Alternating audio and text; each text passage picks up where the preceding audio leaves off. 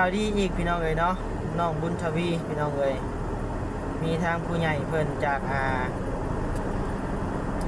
ฝั่งไทยเนาะพี่น้อยพี่น้องเอ๋ยจากจังหวัดนี่ก็เป็นเมืองไกรสอนพงวิหารนะพี่น้องเนาะนี่ล่ะตัวเส้นทางก็ลังพอไปอยู่พี่น้องมาร์คของสวรรณเขตนะพี่น้องเนาะไดโนเสาร์ตัว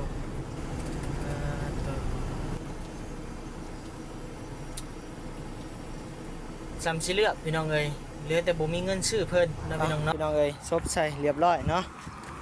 โตสำสิไปบาทนี่พี่น้องเอ้ยหักเป็นยางมือสองเด้อพี่น้องเด้อเนาะยางมือหนึ่งบ่มีเนาะโต1,000 บาทพี่น้องเอ้ยต่อเส้นเนาะใครอยู่บ่แพงปานใดพี่น้องเอ้ยพอใส่อยู่เป็นมือสองอะไรคือว่าเนาะอ้าวเนาะพ่อแม่พี่น้องเอ้ยป่านนี้เปิดคลิปเปิดภาพมากันอยู่ในรถในร่างเด้อพี่น้องเด้อเนาะแปลกหูแปลกตาในน้อยหนึ่งพี่น้องเอ้ยบัดนี้กำลังสิเดินทางเข้าไปในเมืองเนาะพี่น้องเนาะอยู่ในตัวเมืองสวรรณเขตเฮาพุ่นละเนาะพี่น้องเนาะบัดนี้ก็เดินทางมาผู้เดียวเด้อพี่น้องเด้อเนาะมีเวียกน้อยนึงพี่น้องเอ้ยก็สิได้เดินทางเข้าไป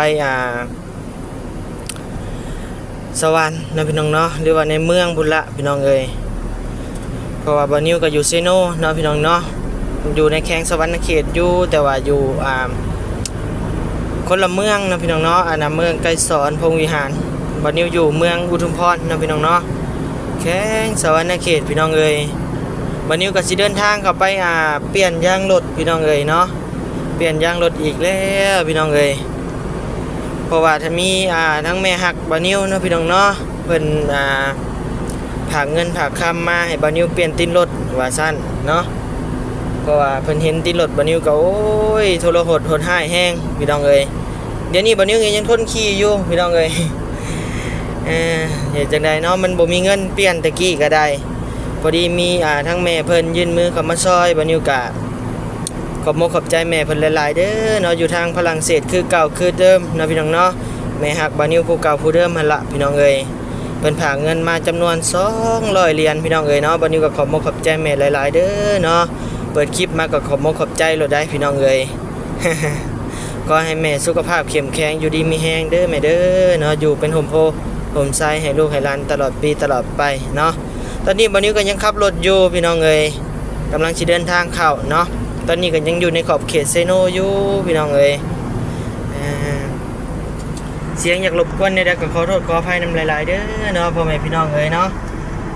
บานิวบ่มีไม้พี่น้องเอ้ยไม้บานิวตกน้ำตายแหละเนาะตกได้หลายมื้อแล้วแต่มื้อดำหน้าพุ่นละพี่น้องเอ้ยส่งเสื้อเปื้อนแล้วก็ไปโยนลงตู้ซักผ้าแล้วก็ปั่นพี่น้องเอ้ยไม้ก็ตกเหี่ยเสียหายตายไปนำกันเลยพี่น้องเอ้ยเอานะพี่น้องเนาะวันนี้ก็ขอกราบทักทายสบายดีพ่อแม่พี่น้องเด้อเนาะมาทุกคู่ทุกคนบ่ว่าสิอยู่ทางลาวทางไทยและก็ต่างประเทศเด้อพี่น้องเด้อเนาะโดยวันนี้ก็ขอกราบสวัสดีและสบายดีเด้อเนาะโดยตัวน้องเอ้ยแดดร้อนแห้งมื้อนี้เนาะพิลึกพิลับพี่น้องเนาะแล้วก็มีข่าวดีอีกพี่น้องเอ้ยเนาะน้องบุญทวีพี่น้องเอ้ยมีทางผู้ใหญ่เพิ่นจากฝั่งไทยเนาะพี่น้อยพี่น้องเอ้ยจากจังหวัดเ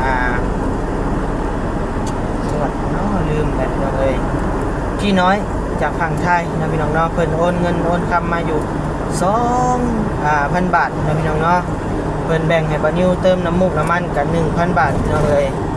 แล้วก็ซอยน้องบุญทวี 1,000 บาทพี่น้องเอ้ยเนาะบานิวก็ไปหักเงินแล้วเลยเด้อเนาะทางพี่น้อยแต่ว่าได้เบิ่งคลิปนี้เนาะ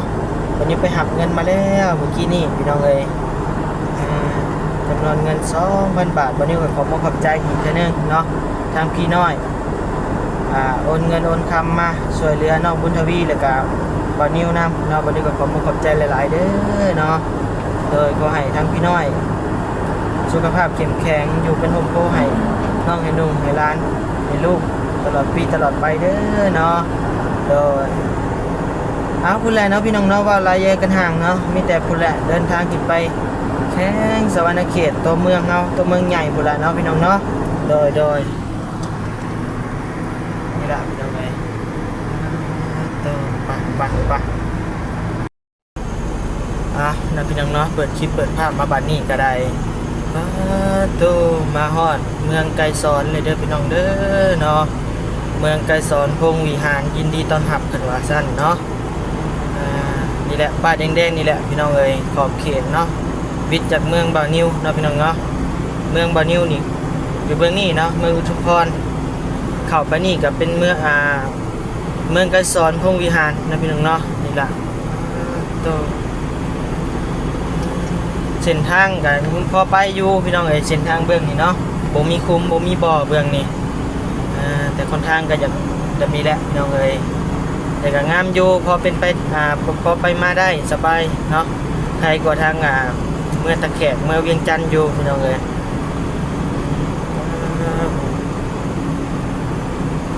เข้าอุโมงค์กกไม้นะพี่น้องเนาะถือว่าเข้าไปนี่ก็เป็นอุโมงค์นะพี่น้องเนาะอุโมงค์กกไม้นี่แหละพี่น้องเอ้ยกลมเนาะ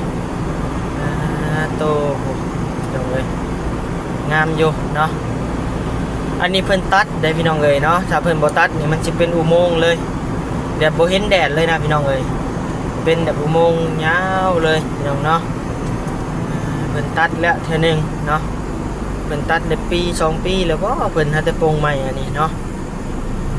อันนี้เพิ่นโปร่งปกแบบเก่าตะกี้โอ้ยังงามพี่น้องเนาะนี่แหละฮอดวันนี้มาฮอดทางเข้าบ้านธาตุอีหังเนาะพี่น้องเนาะหรือว่าทางเข้าบ้านสายบุญตะกี้แหละพี่น้องเอ้ยบ้านพลสิมบ่บ้านหลายหมู่บ้านอยู่เนาะเป็นหมู่บ้านสายบุญอยู่ในนี่เนาะนี่แหละจังหน่อยก็ฮอดทางเข้าละพี่น้องเนาะทางบ้านยายนางบ่ทางบ้านประตูคนป่าบ่นั่นนี่หลายคนพี่น้องเอ้ยทางอ้ายเพิ่นเข้ามาซอยตะกี้แต่ก่อนเนาะนี่แหละพี่น้องเอ้ย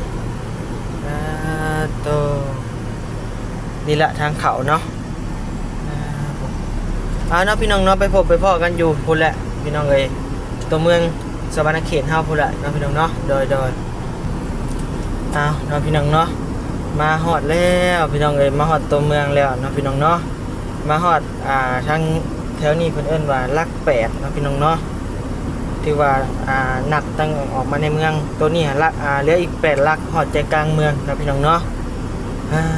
ตัวฮอดในเมืองเลยเด้อพี่น้องเด้อเนาะวันนี้ก็เข้ามากับบ่ดุปานใดพี่น้องเอ้ยมาอยู่แต่บ่ดุปานใดเนาะวางบุญส่งเฮือกินนี่ก็มาอยู่พี่น้องเอ้ยแต่ว่าบ่ได้ถ่ายคลิปถ่ายทำให้พี่น้องได้เบิ่งได้ชมนำกันเนาะพี่น้องเนาะโดยเพราะว่าโอ้วุ่นวายแห้งพี่น้องเอ้ยคนโคตรหลายเลยขนาดบ่นิ้วถือแต่กระโตก็ยังเกือบบ่รอดพี่น้องเอ้ยหันใจเกือบบ่ออกเนาะ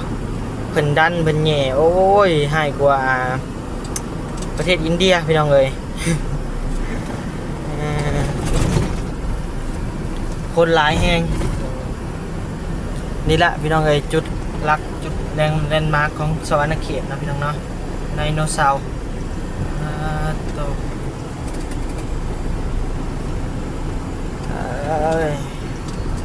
นี่แหละพี่น้องเอ้ยไดโนเสาร์เนาะเบิ่งใส่นะจุดเจ้า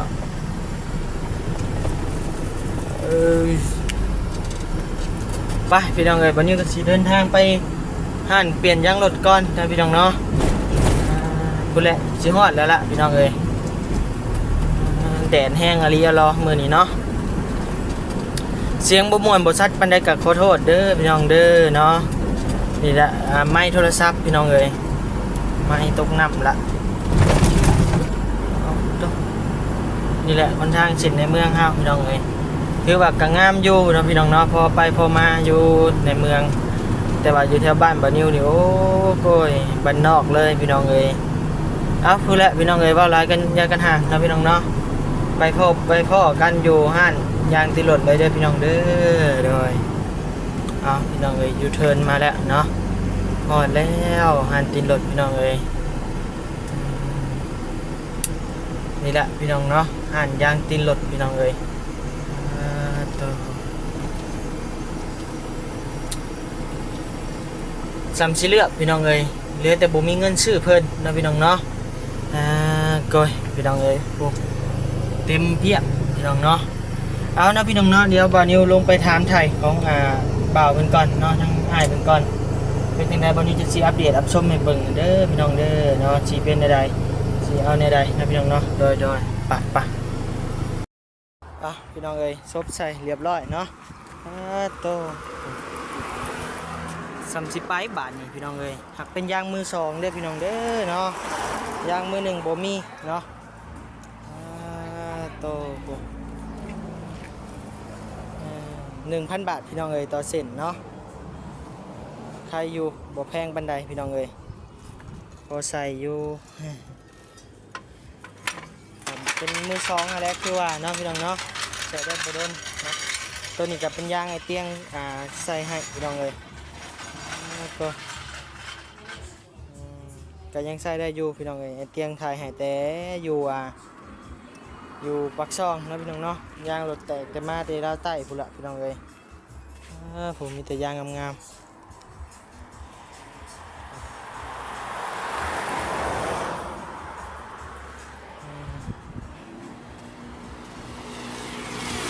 พี่น้องเลยเนาะวันนี้ไปหาจ่ายเงินจ่ายคำเบิ่งก่อนพี่น้องเลย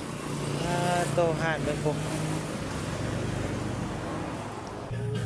พี่น้องเลยจ่ายเงินจ่ายคำแล้วเรียบร้อยเนาะมัด1,000 บาทพี่น้องเลย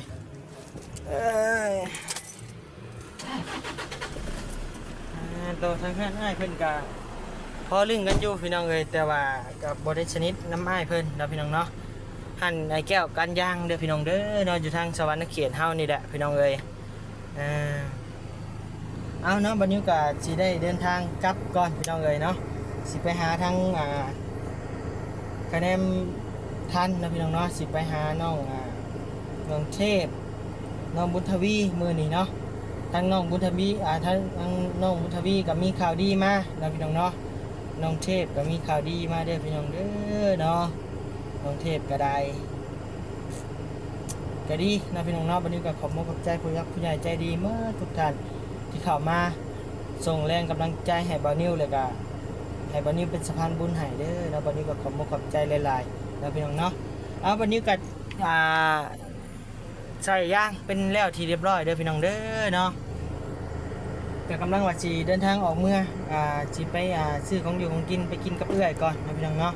เพราะว่าเอื้อยบ่าวนิวผู้ติดกับบ่าวนิวนี่แหละเนาะอยู่ในสวรรค์นี่พี่น้องเลยมาสร้างครอบครัวอยู่สวรรค์นะพี่น้องเนาะบ่าวนิวก็สิเข้าไปเยี่ยมไปยามเบิ่งไปซื้อของอยู่ของกินไปกินน้ำกันเนาะกับบ่าวนิวก็บ่ได้มาเยี่ยมเอื้อยเพิ่นแล้วเนาะเอื้อยเพิ่นก็มาสร้างครอบครัวอยู่นี่หาจะได้ลูกคนนึงพี่น้องเลยบ่าวนิวก็ได้เนาะโดยบุญส่งเฮือก็หมดเป็นที่เรียบร้อยพี่น้องเลยเนาะจบข่าวกันเรียบร้อยพี่น้องเลยบุญส่งเฮือเนาะมือว่านนี่เป็นมือสุดท้ายบุญส่งเฮือพี่น้องเลย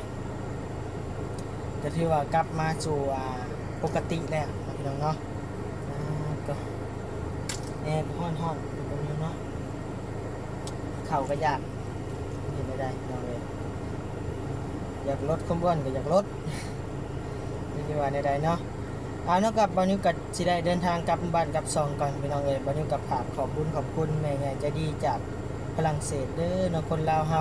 แต่ว่าอยู่ทางฝรั่งเศสแล้วพี่น้องเราเป็นแม่หักบานิวเองเพิ่นก็โอนเงินโอนคำมาซอยน้องเทพแน่ซอยบานิวแน่ก็หลายเครือหลายคราวแล้วเนาะ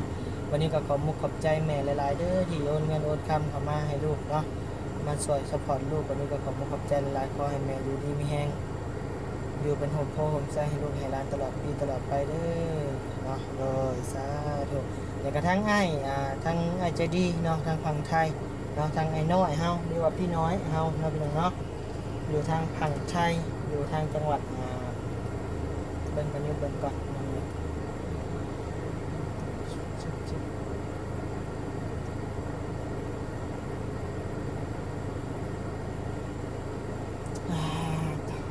ฮอด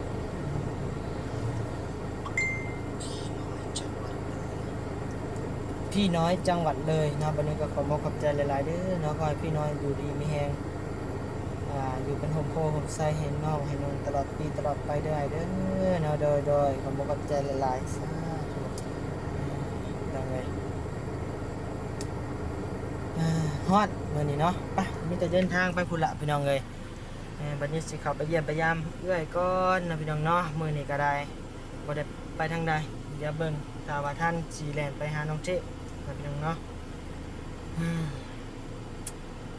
ว่าจะข้ามไปมุกโยบัดนี้ก็ได้เนาะอยากไปซื้อไม้พี่น้องเอ้ยไม้ก็เทละบ่สิเด้อได้พี่น้องเอ้ยนะพี่น้องเอ้ยปักโดยสบายดีเด้อโดย